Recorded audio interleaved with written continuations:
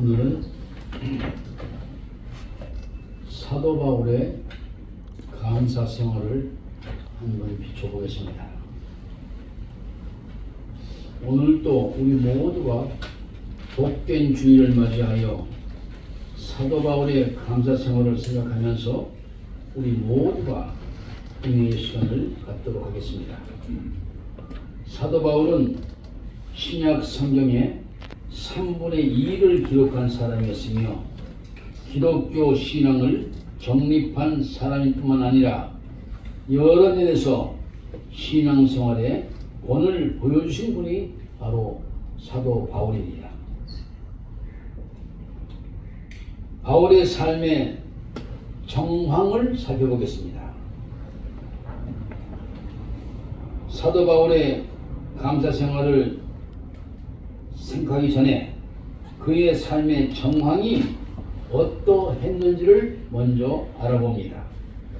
당시 바울은 바리새인 중에 최고의 바리새인이요 엄격한 율법주의자였으며 당시 최고 학부인 디소 대학의 유명한 가말리엘 문화에서 공부한 사람으로서 기독교를 박멸하고 그리스도인들을 핍박하는 것이 하나님을 기쁘게 하는 일이며 전통적인 신앙을 지키는 것을만 알고 그리스도인들을 체포하여 가두고 잡아 죽이는 일에 열심히 협력했던 그였습니다.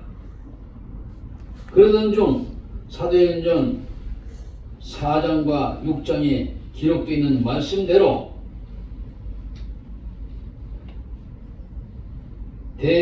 대제사장에게서 공문을 받아가지고 그리스도인들을 잡아 가두기 위해 다메섹으로 가던 중 갑자기 태양보다 수십 배나 더 밝은 빛이 그를 둘러 비출 때 그는 말에서 뚝 떨어졌습니다.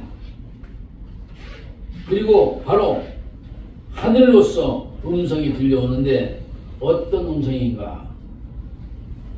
그때는 바울이 아니고 사울이었습니다. 사울아 사울아 내가 어찌하여 나를 핍박하느냐 하는 음성이 아니겠습니까? 이때 바울은 외칩니다. 주여 미시오이까 하는 소리에 복된 음성이 들려옵니다. 나는 네가 핍박하는 예수라. 네가 일어나서 성으로 들어가거라. 행할 것을 내게 이룰 자가 있으리라. 이와 같이 주님의 음성을 들려주고 갈 길까지 가르쳐 주었습니다. 그 바울은 3일 동안 눈이 어두워서 사물을 보지 못하고 식음까지 전폐하고 죽을 지경에 이르렀습니다. 그 후 아나니아라고 하는 제자를 찾아가서 기도를 받고 눈이 다시 회복되어 보게 되었고 사명까지 받아서 기독교를 핍박했던 바울이 그리스도의 증인이 되고 복음 전파자가 되었던 것입니다. 그래서 기독교는 체험의 종교입니다. 체험을 통하여 내가 더 강한 믿음을 갖고 복음을 전파하게 되는 것이 바로 우리가 믿는 그리스도교입니다. 그는 화형당에서 순교할 때까지 결혼도 하지 않고 힘써 복음을 전하며 수많은 사람들을 구원했고 그리고 계속 말씀을 가르쳤습니다. 그의 삶 가운데 그는 평생을 그를 반기며 맞아줄 가족은 한 명도 없었고 바늘 꽂을 만한 땅 한 평도 작은 방앗간도 없이 살았습니다. 그가 순결하리 임박해서 쓴 디모데 후서에 보게 되면 믿음의 아들 디모데가 보고 싶어서 오라고 할 때 당시 의사였던 누가도 같이 왔으면 좋겠다 이렇게 말을 합니다. 그리고 드로아에 있는 가부집에다 내가 둔 겉옷을 가지고 오느라고 한 걸 보면 바울은 옷 한 벌도 제대로 된 것이 없었습니다.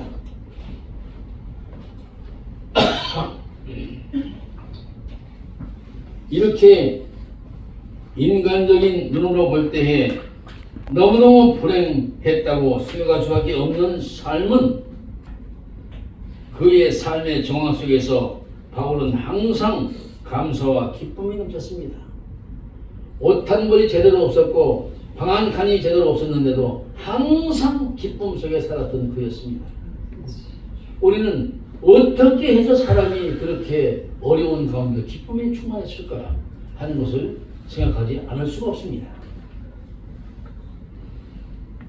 옥중 서신 중의 하나인 빌립보서에는 기쁨이란 말이 세기 어려울 정도로 여러 번 기록되어 있습니다. 여러분 생각해 봅시다. 어떻게 옥중에 매여 있는 몸이 된 바울은 도리어 옥 바깥에 있는 자유인들보다 말할 수 없는 자유함이 있었습니다. 그래서 그는 외쳤습니다. 항상 기뻐하라. 내가 다시 말하노니 기뻐하라고 계속 외쳤습니다. 그로 진정한 신앙생활에 나오는 감사는 환경이 좋을 때 그때만 감사하는 것이 아니고 무슨 일이 잘 될 때만 감사하는 것도 아니란 말입니다. 그럼 모범적인 감사 생활은 뭘까요? 무엇이 모범적인 감사 생활이 될 수가 있을까요? 바울은 역경 중에서도 감사했습니다. 그래서 감사를 세 가지로 나눈다면 무슨 일이 잘 될 때만 감사하는 사람이 있고 무슨 일을 잘 되고 복을 엄청 받아도 감사할 줄 모르는 사람도 있습니다. 그리고 무슨 일이 잘 되고 역경에 처해도 감사하는 사람도 있습니다. 여기서 맨 나중에 하는 감사가 가장 고귀하고 고차원적인 감사라고 느껴집니다.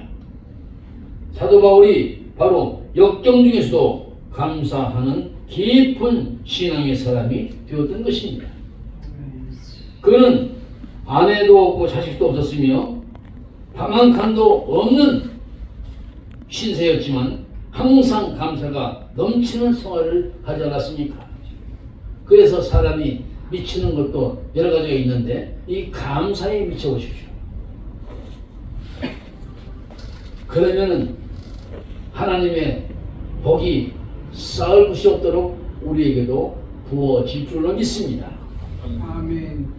심지어 빌립보에서 전도하다가 점치는 여인이 귀신이 들어가서 점을 치는 것을 보고 고쳐줬더니 그 여인의 주인격 되는 자가 수입이 안 들어오니까 바울을 고발하여서 투옥되어서 어려움까지 받지 않았습니까? 그러나 바울은 옥중에서도 너무도 기쁨이 넘쳐서 기도하고 찬송을 불렀더니 옥타가 흔들립니다. 찢어난 것처럼. 그러더니 감방문이 활짝활짝 열리고 그리고 소동까지 일어나지 않았습니까? 바울은 타인이 받은 축복도 넘치게 감사했습니다. 그리스도 예수 안에서 너희에게 주신 하나님의 은혜를 위하여 내가 너희를 위하여 항상 함께 감사하노니 라고 고린도전서 1장 4절에서 말씀하지 않았습니까? 이것이 얼마나 어려운 감사입니까? 자기가 받은 은혜와 축복도 감사할 줄 모르는 사람들이 얼마나 많은데 다른 사람이 받은 하나님의 은혜로 인하여서 감사를 하다니요. 정말 고차원적인 감사의 사람이었습니다. 우리나라 말에 사촌이 땅을 사도 배를 앓는다는 말이 있는데 이상하게 남이 잘되고 복받는 것을 보면은 중상모략을 하는 사람도 있는데 바울은 다른 사람이 하나님의 은혜를 받는 것에 대해서 감사를 했으니 이 얼마나 폭넓은 감사였으며 깊은 감사의 경지에 있었던 사람이었습니까? 주여, 다른 사람이 은혜 받고 축복받을 때에 시기하거나 불안해하지 않고 함께 감사할 수 있는 낙원의 교우들이 되게 하여 주시옵소서 하면서 진정으로 축복받는 우리 모두가 되기를 사도 바울을 축복하신 예수님의 이름으로 축원합니다. 아멘. 하나님 아버지,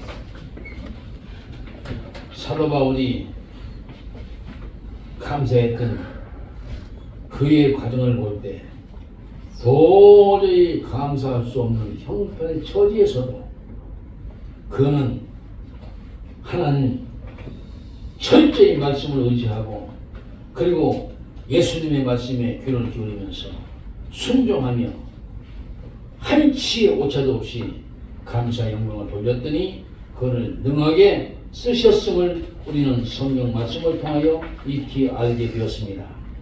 하나님, 우리들도 매일매일의 삶 속에서 감사가 끊어지지 않냐고 이어지는 삶이 되게 하시고 매일 아침 일어나서 제 일성이 예수님 감사합니다로 시작하는 나본의 교우들이 다 되게 하여 주시옵소서. 아멘. 예수님 이름으로 기도드렸습니다.